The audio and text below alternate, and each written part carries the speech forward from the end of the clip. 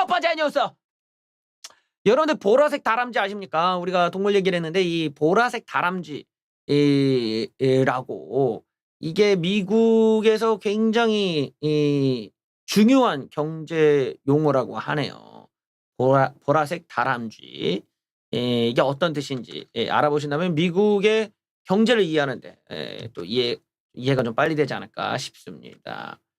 보라색 다람쥐 때문에 우리나라는 이제 문재인 때문인데 유명한 노래가 있죠. 예, 빌보드 차트 1위를 할 뻔했던 노래 문재인 때문에라는 노래가 있었는데 미국에서는 보라색 다람쥐 때문에라고 하네요. 예, 이게 뭘까요?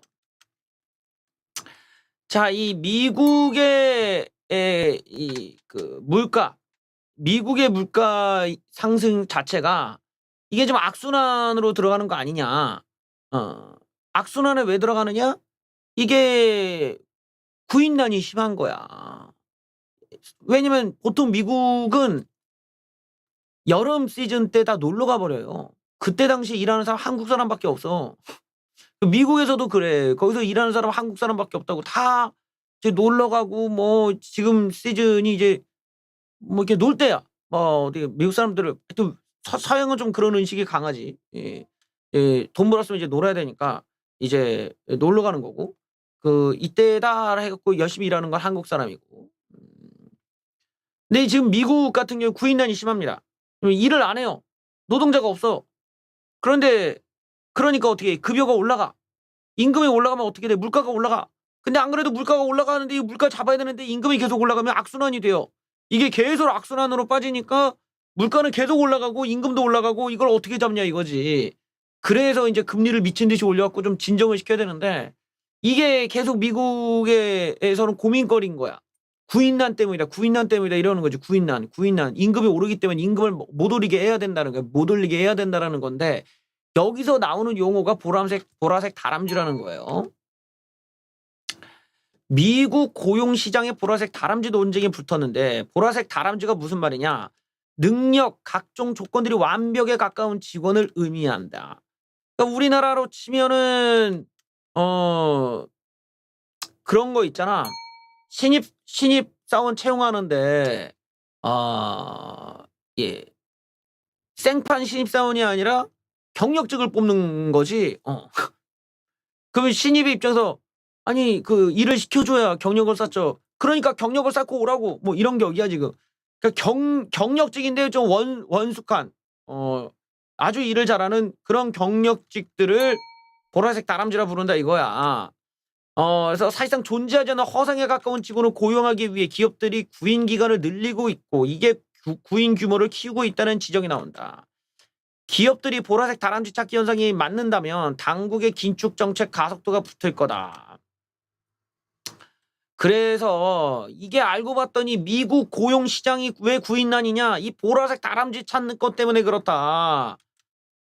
그러니까 이 구인 규모는 허수다. 기업들이 허상이나 다름없는 완벽한 직원, 보라색 다람쥐를 찾기 위해 계속 구인 광고를 내니까 구인 건수가 쌓이고 결국 구인 수치를 부풀리고 있는 것이다. 노동시장 수요가 실제로는 맞지 않을 수 있다는 점을 의미하고 기업들이 구인난이 부풀려진 거면 긴축 기조가 힘을 얻게 될 것이다.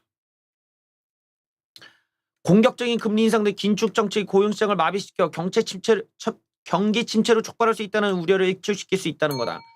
그러니까 지금 이게 어떤 말이냐면 물가 상승을 잡으려면 금리를 빨리 올리고 긴축을 더 심하게 해야 된다는 거잖아요. 근데 지금 이 중앙은행에서 못하는 이유가 뭐냐? 야 이게 구인난이 이렇게 심한데 우리가 올리면은 더 심할 거 아니야라는 얘기인데 저기의 지적은 아니라고 바보야. 저 구인은 그렇게 심한 게 아니야. 왜냐면 너무 완벽한 직원을 찾으려고 하다 보니까 저 까다로운 조건을 맞출 직원은 애초에 없어. 그러니까 지금 고용이 되는 사람들이나 고용을 진짜로 구하는 거는 실제로는 더 낮으니까 빨리 올려서 빨리 잡아 이 얘기야 지금. 그래서 일부 기업들의 구인 활동이 비활성화되어 있는 가짜 구인 공고인 것도 사실이라고 지적이 나왔습니다. 많은 구직자들이 노동시장 수요가 많을 것으로 기대했지만 생각보다 채용 절차가 늦어지거나 채용 절차가 불발되는 사례들이 많다. 그러니까 지금 이게 우리가 지금 보고 있는 지표가 어떻게 보면 조금 허수들이 숨어 있고 이 허수 때문에 중앙은행이 이 미국의 어떤 이 적극적인 정책을 못하니까 물가 상승이 더 심해지니까 빨리 잡아라 이 얘기로 좀 이해하시면 좋아요. 자, 이것과 함께 또 허수에 가까운 지표들이 있어요. 이게 뭐냐면 이 물가 지수입니다. 미국의 물가 지수가 여러 개가 있는데 지금 나오는 물가 지수들이 지금 문제가 되고 있는 뭐 식재료나 원자재 가격이 반영되지 않은 물가 상승 지표다 보니까 이걸 믿어야 돼 말아야 돼라는 생각을 하게 되는 거예요. 그래서 이번에 중요하게 볼 수 있는 게 전체 소비자 물가 지수, 이 CPI 지수에 초점이 맞춰지고 있습니다. 이게 만약에 좋아지지 않는다. 이러면 또 한번 또 대폭포수가 나올 수 있는 지금 위기에 놓여 있지요. 안 잡히는 미국 물가 CPI 쇼크 터지냐? 경기 침체 불가피론이 나왔다. 이 미국이 못 피해갈 거라는 거야. 핵심은 인플레이션, 물가가 하늘 높은 줄 모르고 치솟고 있고 전염병까지 퍼지고 있다 보니까 이거를 막으려면 긴축, 금리 인상 동시에 다 해야 돼요. 여기 한번 보시죠. 자, 개인 소비 지출. 요 지표로 보면은 인플레이션이 정점 부근에 왔다고 볼 수가 있다. 이게 이제 요렇게 해서 꺾이고 있으니까.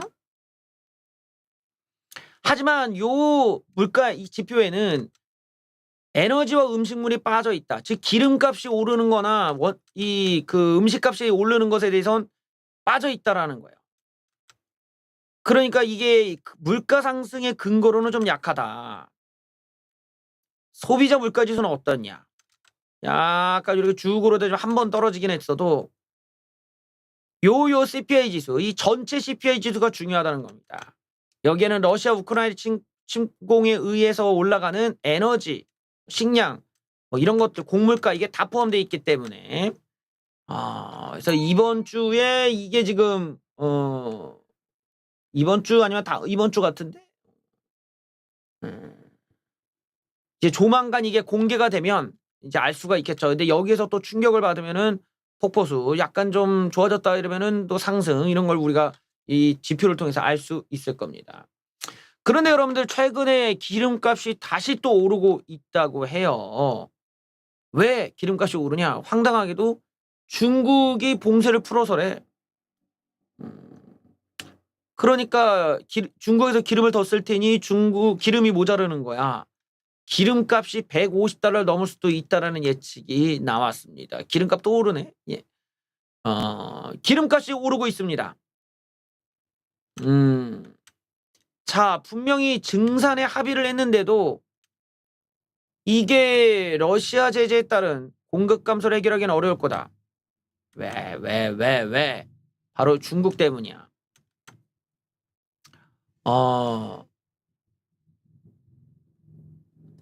지금 우리는 석유 위기, 가스 위기, 전력 위기를 동시에 겪고 있다. 이번 위기는 예전보다 더 크고 오래 갈 것이다. 러시아와 우크라이나 전쟁이 100일을 넘기면서 장기화하다 보니까 국제유가가 막 흔들리고 있고 150달러까지 가는 것도 먼 일이 아니다. 수요까지 폭발하고 있어요. 중국 봉쇄가 풀리면서 이제 걱정이 하나 더 올라간 거죠. 중국의 대도시 봉쇄도 이달 들어 완화되면서 수요 측면에서도 유가 강세를 자극하고 있다. 전쟁이 여름을 넘기고 제재가 천연가스로 확대되면 글로벌 에너지 위기가 닥칠 수도 있다. 그러니까 지금 아주 요즘 이제 자동차 모시는 분들 또 이제 우리가 안 그래도 우리 한국전력이 지금 되게 힘든 상황인데 기름값까지 저렇게 또 에너지값 값이 더 오른다 이러면은 우리 모두 다 전기세를 좀 걱정해야 되는 진짜 전기세 때문에 나중에는 연말이 되면 너무 기름값 너무 많이 올랐다. 야 이거 전기세 진짜 많이 나온다. 이러면서 걱정할 수가 있겠죠. 그래서 전기세 걱정 때문에 핸드폰 충전할 여력이 없어서 벌레소년 방송을 못 보네요. 이러는 분도 나올 수가 있을 것입니다.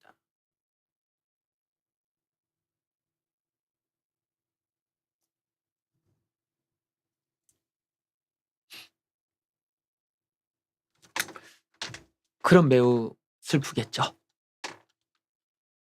저도 역시 이 방송 하나를 위해서 엄청나게 많은 전기를 써야 돼 지금. 얘도 틀어야지 믹서, 오디오 카드, 뭐 스피커에 마이크 틀고 전기 이거 전등 틀고 나가 보면 이거 전기 이거 계량기가 막 미친 듯이 돌아 막. 미친 듯이 돌고 있어 막. 죽겠습니다 하고 예. 연말에 전기세가 꽤 많이 나올 수도 있죠. 여러분들 최근에 미용실 가보셨나요? 이제는 에어컨 끄고 이젠 내가 에어컨을 끄고 예전에 방송을 했는데 여러분들께서 이제 에어컨을 끄고 방송을 보셔야 되는 그런 상황이 되었네요. 예. 육수가 너무 흐를 것 같다. 그래요. 모두 다 수건 준비하시고 예. 축축하게 방송 보시는 것도 좋네요. 예. 우후. 예. 와우. 우후 축축해. 예. 말만 들어도 예 꿉꿉하구만. 요즘 여러분들 미용실을 가보면 깜짝 놀라실 겁니다. 왜냐면 이제 물가가 이렇게 오르다 보면요. 보통은 우리가 식재료 값을 먼저 보고 기름값이 오른단 말이야. 이런 데서 우리가 운전하는 분들 기름 넣을 때마다 이게 예전엔 가득 채우면 7만 원이었는데 이제 가득 채우면 막 10만 원 되고 막 이런다는 거지. 그럴 때 피부로 느끼고. 이제 어머님분들 이제 장 보러 갔는데 이게 뭐야 5만 원어치면 예전에 가득 찼는데 이제는 뭐 반도 안 차 막. 이게 이렇게 비쌌어 막. 막 이거 너무 비싸다 막 이러고. 깜짝 놀랍니다. 근데 이런 것들이 먼저 시작이 되고 나서 가장 후발주자로서 마지막 단계 오르는 게 뭐냐 바로 서비스 가격이라는 거예요. 이 미국 같은 경우는 팁도 올랐어. 그게 뭐냐면 물가 상승이 오르다 팁까지 오르는 거야. 이제 우리나라 같은 경우는 대표적으로 이 미용실 가격이 오르는 걸 보면은 서비스 가격이 이거 서비스 가격이 이렇게 오른다고 하고 느끼게 되는 거죠. 남성 커트가 2만 원. 2만 원. 나 우리 동네 저기 미용실 최근에 갔잖아 나. 미용실 최근에 갔는데 아줌마 거기 가격표에는 12,000원 적어 놨는데 나한테 13,000원 받아 먹더라고. 그래서 내가 걷다 대고 "아줌마 왜 13,000원 받아요? 여기 12,000원." 이렇게 말은 못 했지. "가격이 올랐나?" 이러고 그러는데 2만 원. 예. 최후의 보루가 오르기 시작했다. 성동관 미용실 남성 커트 가격이 18,000원에서 2,000원으로 올랐고 여성 커트도 22,000원으로 인상했다. 예. 2년간 가격 안 올리고 버티다가 결국 올리게 된 것이다. 일할 사람은 구하지 못해 시급을 올리다 보니 인건비 부담이 커졌다. 미용업계가 구인난에 시달린 지는 꽤 됐는데 올해 들어서는 상황이 더 심각하다. 예전과 같은 급여 체계로는 한 명도 구할 수 없어 임금을 크게 올렸다. 예. 이게 점점 여러분들 세탁비도 오른대. 예. 요 미용 세탁비 요게 오르면은 물가가 이제 체감되기 시작하는 거예요. 그래요. 목욕비, 세탁비 등 개인 서비스 요금도 모두 상승하고 있다. 쭉쭉쭉쭉 올라가고 있는 거야 지금. 세탁 6.3, 남성 커트 6.6, 여성 커트 더 많이 올랐네. 예. 예, 목욕 가격 다 오릅니다. 예. 자, 5대 서비스 업종 가격을 보면 안 오른 게 없다. 서울 기준으로 평균 목욕비는 8,300원, 세탁비는 7,700원이 올랐다. 카하. 예. 잠잠하다가 올해 들어 급등하고 있는 것이다. 임금발 물가 상승 신호탄이다. 보통 가공식품 가격은 곡물, 석유류 등 원자재의 영향을 받는데 이와 달리 기타 서비스 가격은 대부분 인건비의 영향을 받는다. 그러다 보니까 물가 상승이 임금 인상을 올리고 추가 물가 상승으로 이어지는 이 신호탄, 그 악순환이 이제 시작됐다라고 확인이 되는 거죠. 결국 연쇄적 물가 상승 영향은 가장 마지막에는 이발 세탁비 등이다. 연쇄적인 인플레이션이 여기까지 덮쳤다면 임금발 물가 상승이 본격화했다는 뜻이다. 여러분들이 이제 동네 가보시면 서서히 느끼실 수 있을 거예요. 올랐네요. 예. 올랐네요. 그러니까 이게 동네에 그 미용하던 동네 아줌마 한 명이 하는 그런 미용실이 있잖아. 그런 데는 인건비가 덜 드니까 올리는 속도가 느릴 수가 있어. 음.